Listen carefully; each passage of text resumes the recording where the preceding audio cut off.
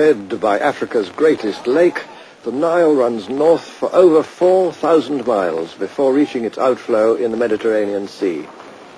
It's the longest river on Earth, and no river anywhere pushes on so relentlessly through mile after mile of vast and rainless desert regions after it's been joined by the Blue Nile tumbling down from the mountain plateau of Ethiopia.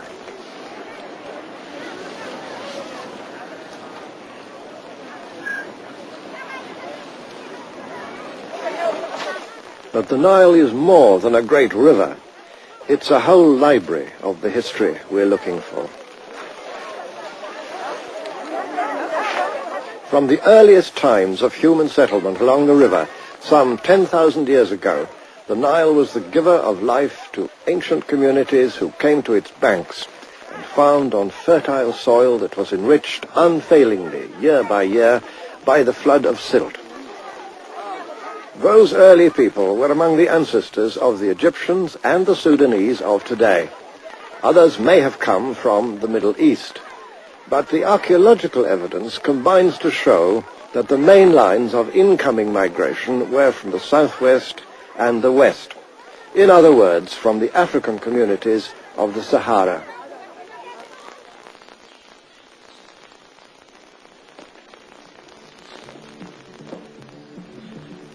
"5,000 years ago, this homeland had already become the scene of a civilization in many ways unmatched anywhere else in the ancient world. This is where we have to begin, in the Egypt of the pharaohs, in the African land that was the gift of the god of the Nile.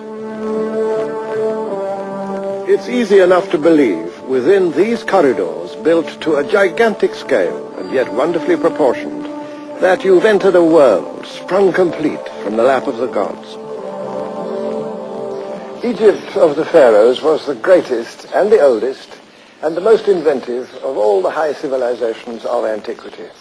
And it flourished for 3,000 years. It set a pattern, an example for peoples near and far.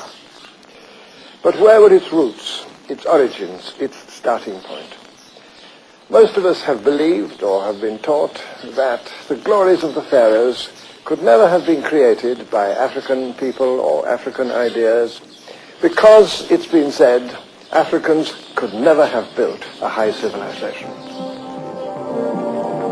Here reigned for dynasty after dynasty the kings who wore the double crown, the combined crown of Upper Egypt and of the Delta. But what had they to do with Africa?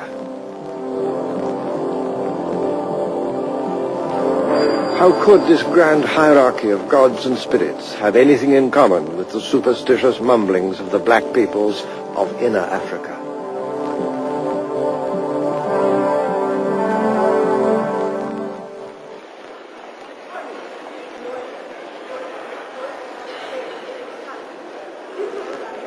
Wandering among the treasures of the Cairo Museum, it's easy to think of the Egypt of the pharaohs as a civilization complete within itself, owing little or nothing to outside influences from whatever source, entirely its own creation.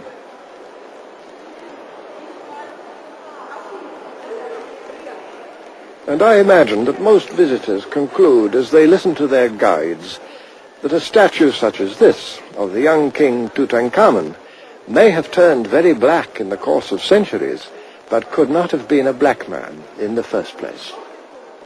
It's a view which is now increasingly under challenge, not least from African historians and archaeologists. One of the more outspoken of these is Professor Cheikh Anta Diop of Senegal, who has made a special study of the origins of the people of ancient Egypt. Contemporains des Égyptiens et même des philosophes du XIXe siècle, voici dans le tombeau de Ramsès III, au XIIe siècle avant Jésus-Christ, les 4 races connues des Égyptiens représentées sur le même plan. Ici, vous avez l'Égyptien, le type générique de la race, en noir charbon, si je puis dire, avec toutes ses particularités ethniques. Et sur le même tableau, vous avez le type indo-européen représenté également, avec toutes ses différences par rapport au type égyptien. du point de vue de la couleur de la peau et du point de vue du vêtement. Et ici, vous avez les autres Africains qui habitaient à l'époque l'intérieur du continent représentés de la même façon que les Égyptiens. That particular painting, however, is a rare exception, the only one, as far as I know, that so clearly makes the professor's point. For the most part, the ancient Egyptians had themselves portrayed as reddish pink, but of course they intermarried with Asians, and even more with other Africans. Many of their noble ladies were Nubians, and lovingly portrayed as such. This painting comes from the tomb of Hemaka, clearly a black lady, with a handmaiden behind her, just as surely white.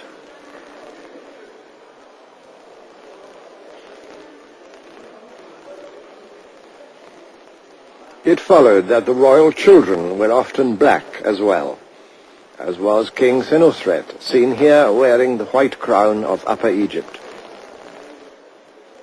Or this pharaoh, of unknown name, but obviously of high prestige in his time, and just as clearly African.